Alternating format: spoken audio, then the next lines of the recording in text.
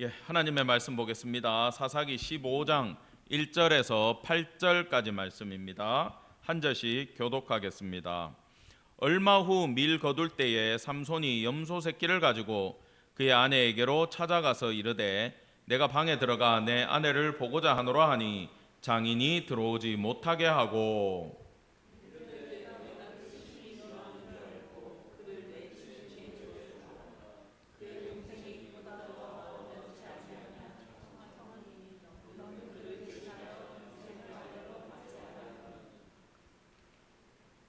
삼손이 그들에게 이르되 이번은 내가 블레셋 사람들을 해할지라도 그들에게 대하여 내게 허물이 없을 것이니라 하고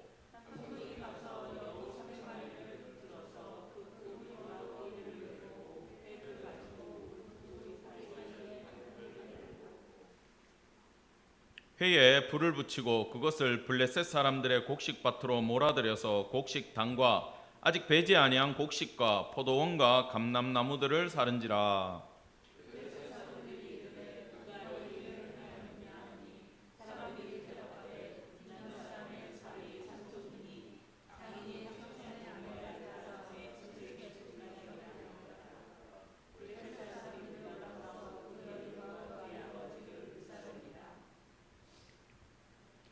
삼손이 그들에게 이르되 너희가 이같이 행하였은즉 내가 너희에게 원수를 갚고야 말리라 하고 블레셋 사람들의 정광이와 넓적다리를 크게 쳐서 죽이고 내려가서 에담 바위 틈에 머물렀더라. 아멘. 오늘 말씀의 제목은 삼손의 외로운 싸움입니다. 사사기 15장 강해를 하도록 하겠습니다. 지난주에 삼손은 블레셋에 가서 결혼식에 참석했죠. 자기가 결혼식을 주장을 했죠. 그러면서 그들에게 퀴즈를 냈어요. 먹는 자에게서 먹는 것이 나오고 강한 자에게서 단 것이 나왔다. 이것이 다른 뜻이 아니라 블레셋에게서 이스라엘이 독립할 것이라고 하는 그러한 선전포고를 하는 장면이었다고 지난주에 말씀을 드렸습니다. 삼손은요, 무식하지도 않고 삼손은 힘만 센 멍청이가 아니었다고 말씀을 드렸어요. 우리가 생각해야 될 것은 뭐냐? 삼손은 도대체가 방법이 없는 현실 가운데 하나님의 원수 블레셋을 틈만 나면 치기 위해서 그들을 공격하고 죽이기 위해서 노력한 사사였지 그는 어리석은 사람은 아니었다라고 지난주에 말씀을 드렸습니다. 이번 주에도 그 이야기는 이어집니다. 얼마 후 밀 거둘 때에 추수 때가 됐어요. 밀 수확인 우리 계절로 5, 6월이 됐단 얘기예요. 그때 비가 오지 않는 건기였습니다. 그 시절에 삼손이 거기를 찾아갔어요. 그리고는 아내를 만나기 위해서 염소 새끼를 가지고 간 거예요. 당시 이 염소 새끼는 굉장히 귀한 선물이었어요. 몇 주 전에 성도님들하고 이야기하다가 우리 어릴 때는 가장 귀한 과일이 뭐였죠? 바나나였죠. 그때 명절에 바나나 한 박스가 선물로 들으면 정말 그 가격은 소고기 한 박스하고 같은 느낌으로 선물을 받았었다고 얘기를 했습니다. 그런 선물이에요. 그 당시에 염소 새끼를 선물한다는 건 굉장히 귀한 선물입니다. 삼손이 욱하고 화가 나가지고 와이프한테 느낀 배신감으로 그 자리를 벗어났지만 시간이 지나고 생각해 보니까 그 여인이 너무 불쌍한 거예요. 그래가지고 귀한 선물 준비해가지고 결혼식 마무리하고 아내를 데리고 와야 되겠다 싶어가지고 선한 마음으로 내려갔다라는 겁니다. 내려갔는데 장인이 뭐라고 얘기하냐면 야, 네 안에 없어 그러는 거야. 너 그 여자 싫어하는 줄 알고 내가 딴 데 줘버렸어. 야, 네가 간 행동이 딴 데다가 주라는 거 아니냐? 결혼하기 싫은 거잖아. 그러고 나서 한다는 얘기가요, 그 동생이 더 이뻐? 이건 객관적인 사실이었대요. 언니하고 동생이 있는데 언니들 기분 나빠하지 마세요. 동생이 더 이뻤다라는 거야. 그러니까 장인어른이 그렇게 이야기를 하는 거예요. 더 이쁜 동생하고 결혼해라. 근데 여러분, 이건 말도 안 되는 이야기입니다. 왜냐하면 삼손이 결혼식 7일째에 마무리를 하지 않고 갔다고 해가지고 이 결혼이 파기가 되는 게 아니에요. 나중에 데리러 온 거잖아요, 그죠? 그리고 잔치를 끝까지 못한 거지 결혼식을 깨버린 건 아니에요. 그럼에도 장인은 제가 가버렸네. 야, 그러면 본인한테 중요한 건 뭐냐 하면은 사위가 중요한 게 아니라 무시하는 거죠. 이스라엘 사위가 중요한 게 아니라 내 딸 결혼식 7일을 완성하는 게 중요했던 거야.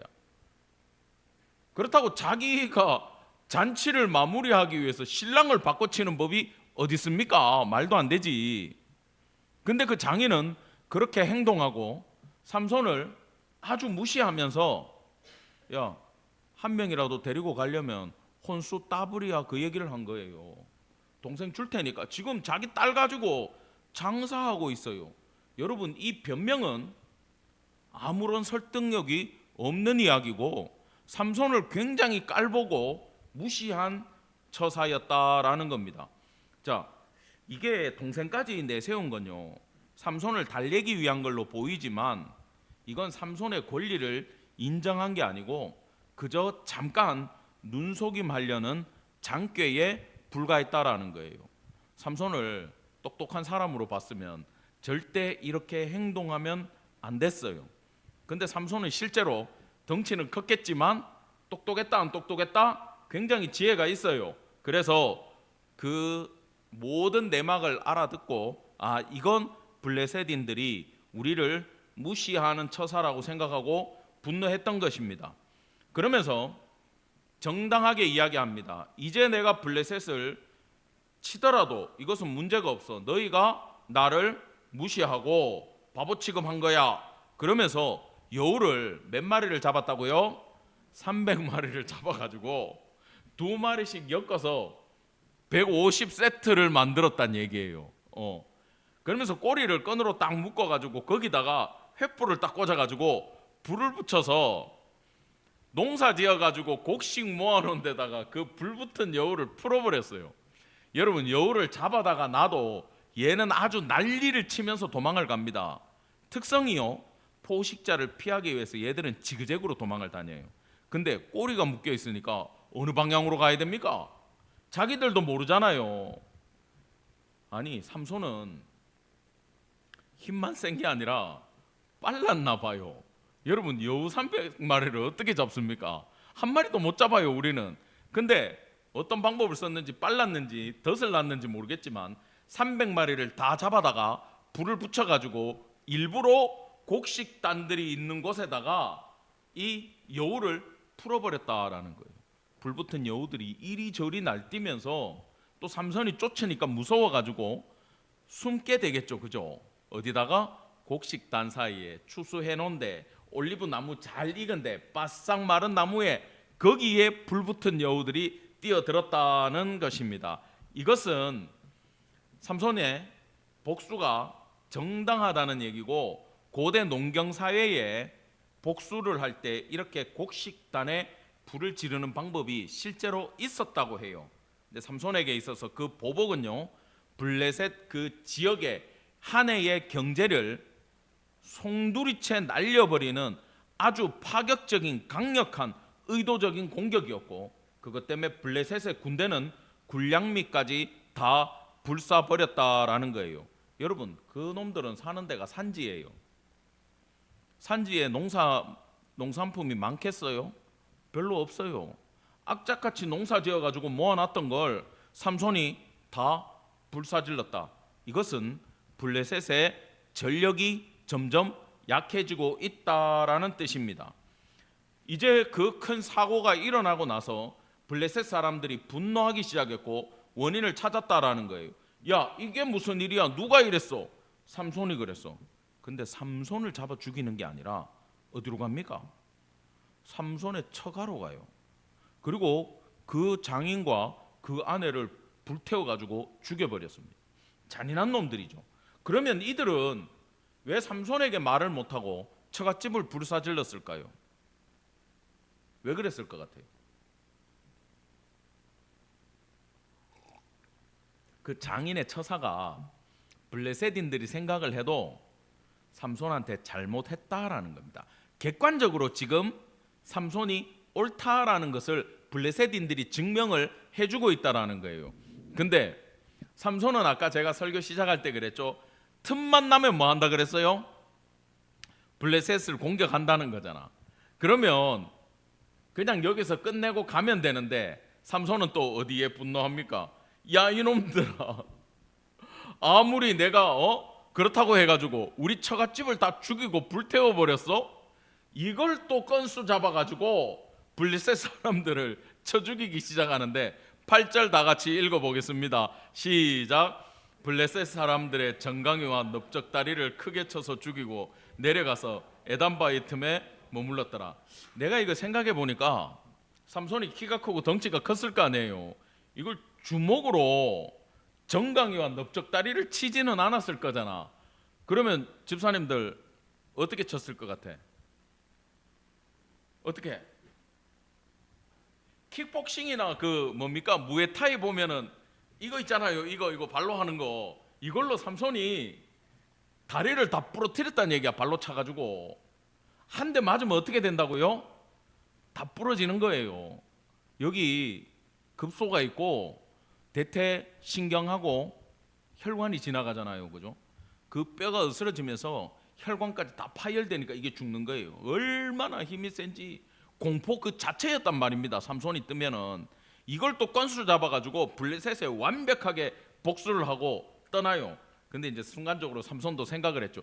야, 일을 너무 크게 만들었는데 어떡하지? 그러고는 유다 지파로 도망을 갑니다.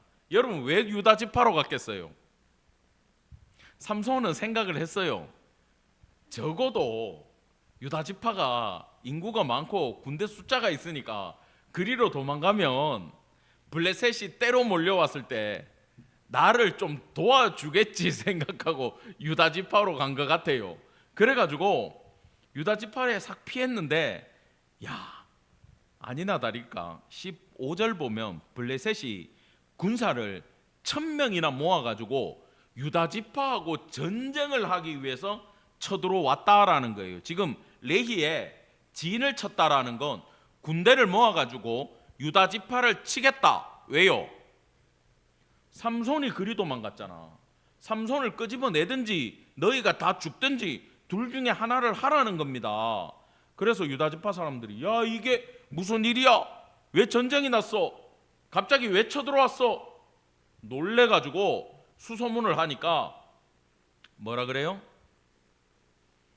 야 삼손을 결박해가지고 끄집어내라. 안 그러면 너희 다 죽여버리겠다. 그 얘기를 하는 겁니다.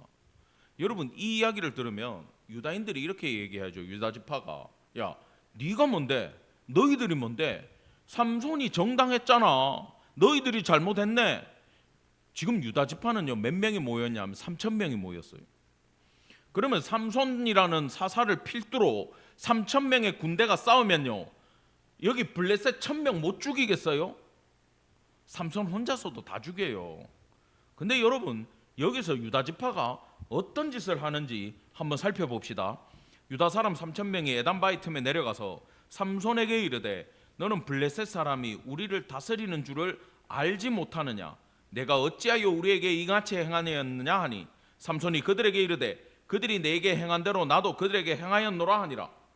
그 사람들이 잘못해서 내가 공격한 거야. 근데 지금 유다 지파는 자기 나라 사람인 삼손의 편을 드는 게 아니라 누구 편을 들고 있어요? 야 우리는 블레셋의 종이고 식민지야. 그 사람들이 우리의 지도자들이야. 근데 너 거기 가가지고 왜 사고를 치고 왔어? 이렇게 얘기하는 거예요. 여러분 이건 노예 근성에 찌들어가지고 아주 지금 심각한 이야기를 하고 있는 겁니다. 이거 비참한 거예요. 여러분 제가 얘기했죠. 힘을 합치면 이길 수 있는 숫자라는 거예요. 원래 유다 지파는 이렇게 약하지 않았어요. 사사기가 시작할 때 여러분 갈렙 유다 지파입니다. 온니엘 유다 지파입니다. 여기 1장 8절에 보면 가사와 아스글론과 에글론과 그 지역을 점령했다. 여러분 이 땅이 블레셋 땅입니다. 원래 유다 지파는 파워가 셀 때는 블레셋을 다스렸어요. 근데 지금 상황이 역전돼 가지고 블레셋이 이스라엘을 다스리고 있다라는 거예요. 여러분 이번에 삼손 시대에는 문제가 뭐라 그랬습니까? 죄짓고 두들겨 맞으면 하나님한테 부르짖고 하나님이 사사를 보내가지고 함께 적들을 물리치고 회복되고 하는 그 패턴이 깨졌다 그랬죠. 기도 자체를 하지 않았다라는 겁니다. 하나님 앞에 부르짖지 않는 시대가 됐다라는 거예요. 오히려 잘 들으셔야 돼요. 그들에게 눌려있는 것이, 세상에 눌려있는 것이, 사탄의 지배를 받고 있는 것이, 믿음이 없는 것이 당연한 시대가 되어버렸다라는 거예요. 여러분 이 말이 결정적인 거예요. 너는 블레셋 사람이 우리를 다스리는 줄을 알지 못하는, 어떻게 블레셋이 이스라엘을 다스립니까? 여호와 하나님이 이스라엘을 다스리는 거죠. 지금 대적할 생각도 없고 싸울 생각도 없고 그냥 오늘 하루 경제적으로 풍요롭게 아무런 사고 없이 나 하나 잘 먹고 잘 살면 되니까 적들과 3분의 1밖에 안 되는 적들과도 싸울 생각이 없고, 야 삼손 네가 사고 쳤으니 네 하나 죽어라, 우리는 평안하게 살아야 되겠다, 이렇게 생각하는 사람들이 바로 이스라엘 백성들이었다는 거예요. 너는 그저 우리한테 피곤한 존재고 성가신 존재야, 왜 긁어 부스럼을 만드냐, 이런 얘기를 하는 거예요. 여러분 이것은 따라합시다. 우리 시대의 신앙의 문제이다. 지금요 여러분 하나님의 일을 감당하겠다 그러고 주의 일을 하겠다 그러고 믿음대로 살겠다 그러면요 삼손 취급받아요. 바보천치 취급받아요. 그래가지고 밥은 먹고 살겠냐, 그래가지고 유지는 되겠냐, 그러면 온갖 세상의 논리와 방법만 가지고 오지 하나님 앞에 부르짖지도 않고 해보려고 하지도 않고 합리적으로 인본적으로 그것이 옳다라고 이야기하는 시대가 되어버렸다라는 거예요. 지금 유다 지파가 블레셋의 식민지가 되어 있는 거하고 전혀 다를 바가 없습니다. 여러분 사사 입다 있지요. 삼손하고 같은 시대예요. 요단강 동편에서는 입다가 지금 열심히 적들을 물리치고 있어요.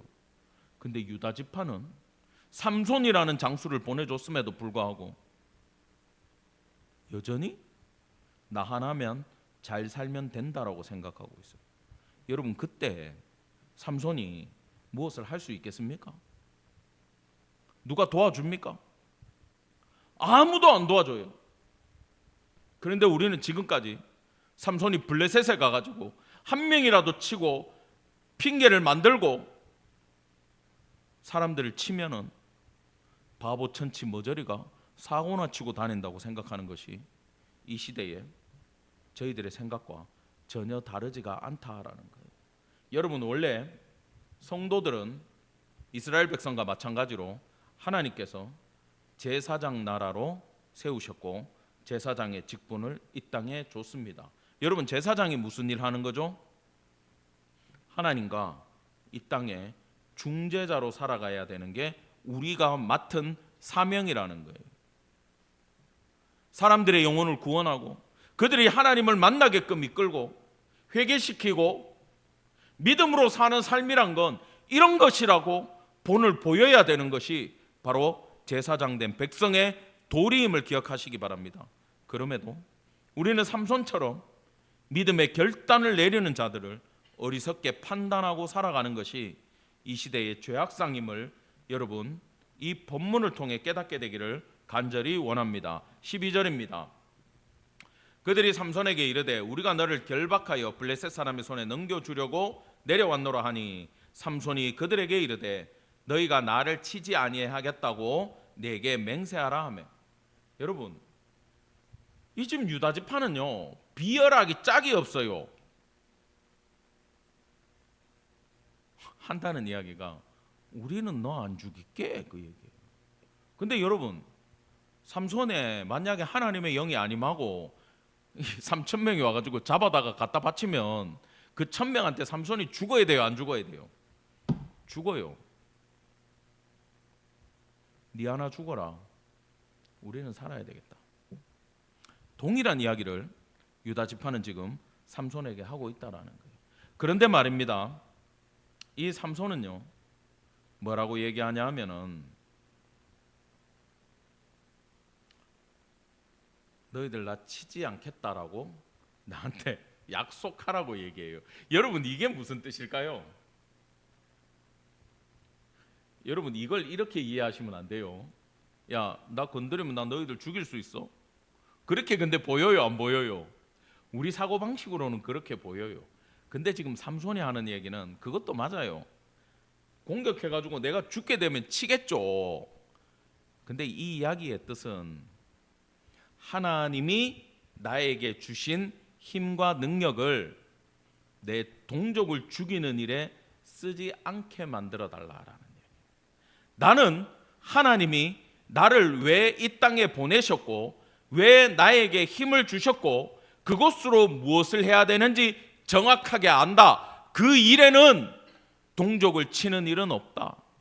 하나님의 원수 블레셋과 내가 싸우게 해달라. 그 얘기를 지금 하고 있는 거예요. 그 비열한 인간들한테. 여러분, 삼손은 이런 사람입니다.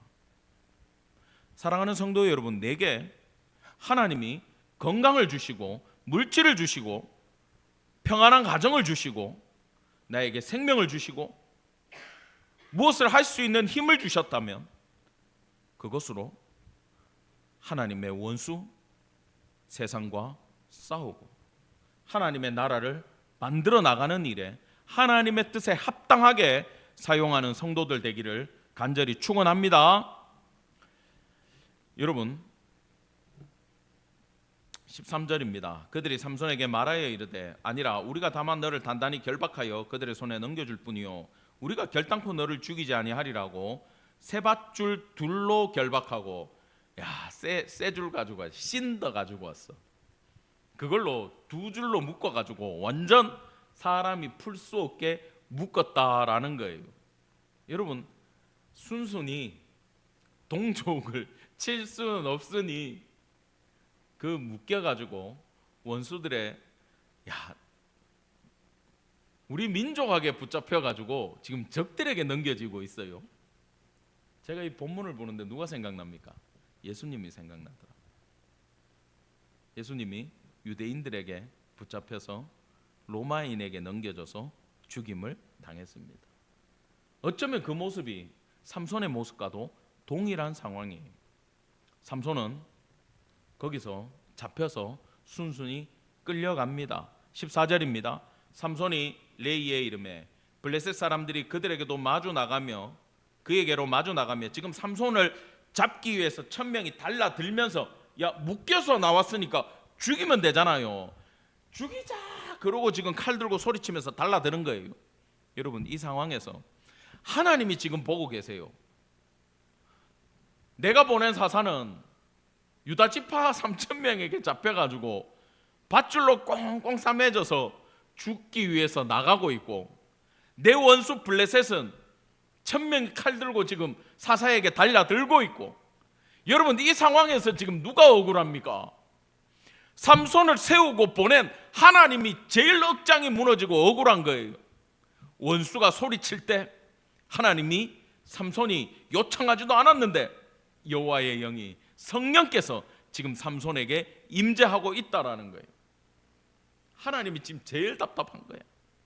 삼손에게 하나님의 영이 임하고 삼손은 그 밧줄을 불탄 이거 그냥 우리가 아주 가는 신앙가다 툭 하고 건듯이 팍 하고 터뜨리고 그 앞에 멋지게 딱 섰다라는 거예요.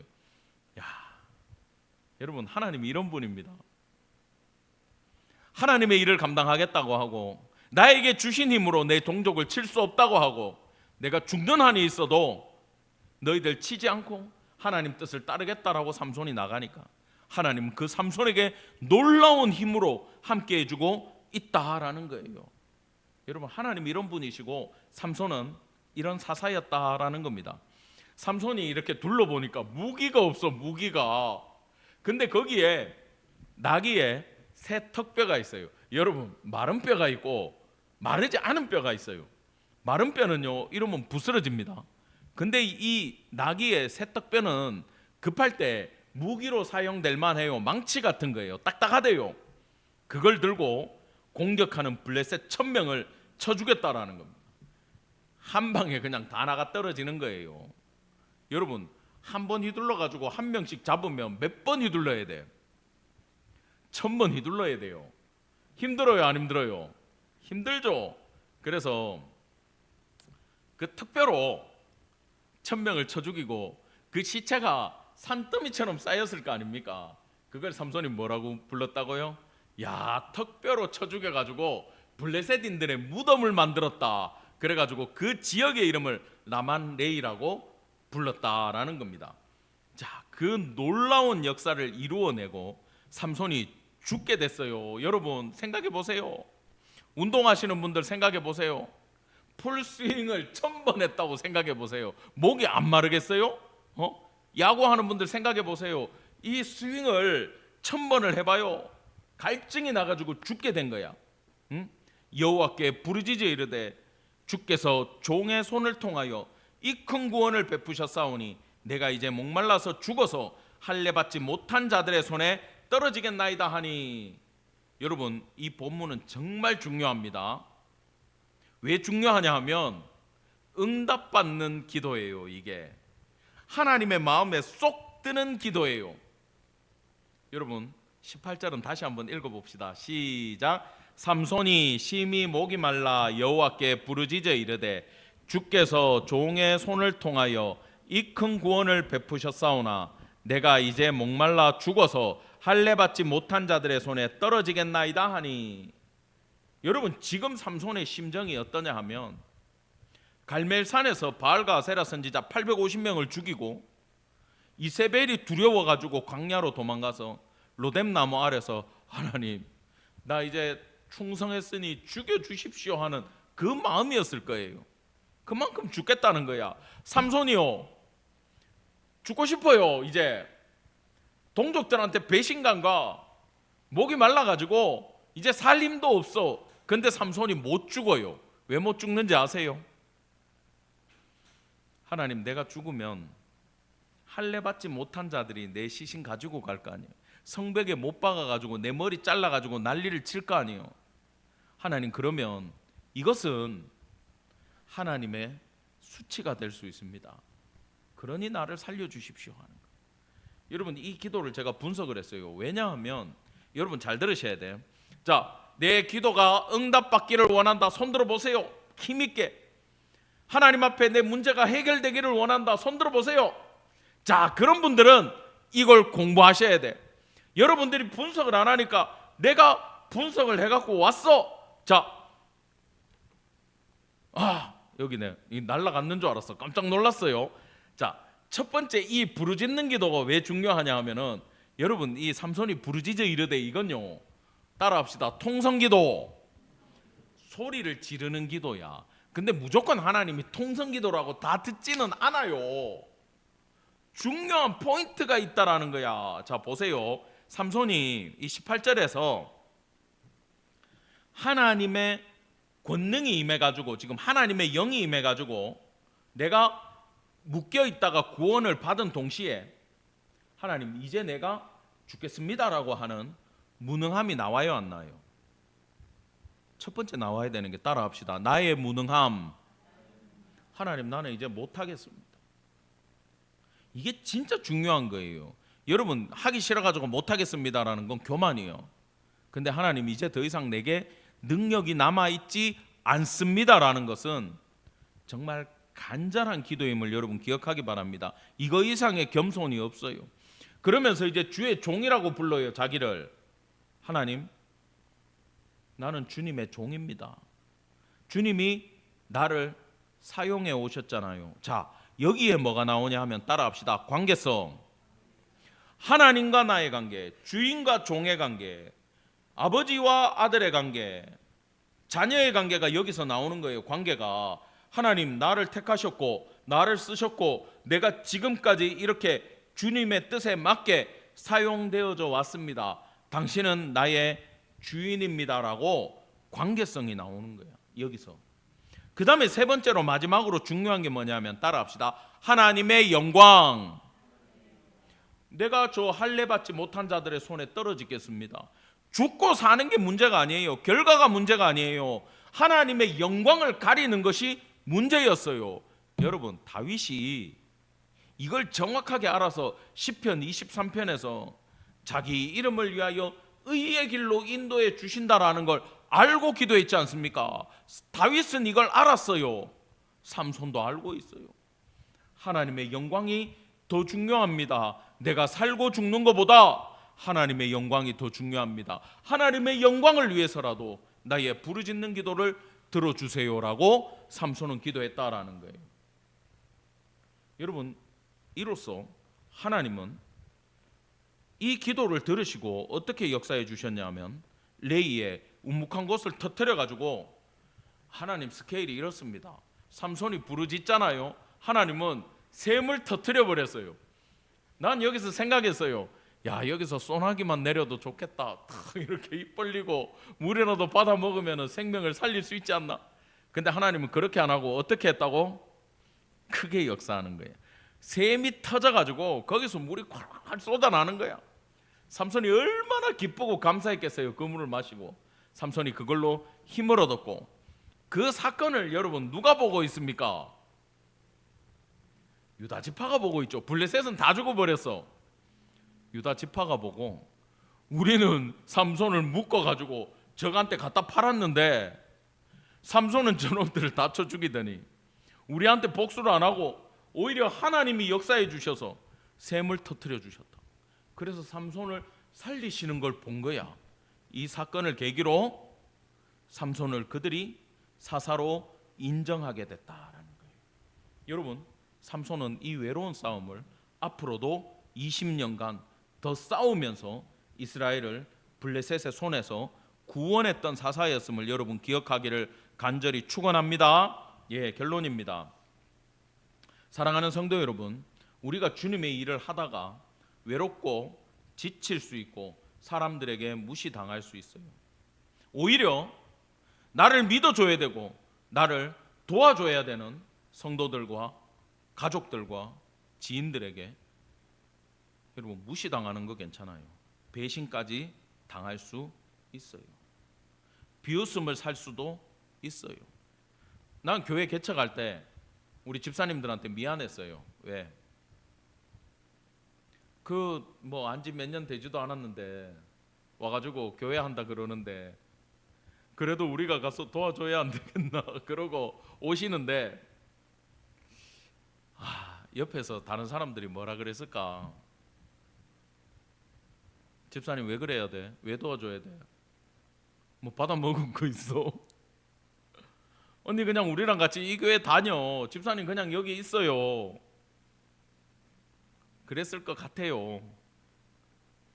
근데 하나님의 일 감당하겠다고, 개척 돕겠다고, 하나님의 말씀 따라서 살아보겠다고 그 외로운 길에 여러분도 같이 동참해 주셨다라는 거 기억을 합니다.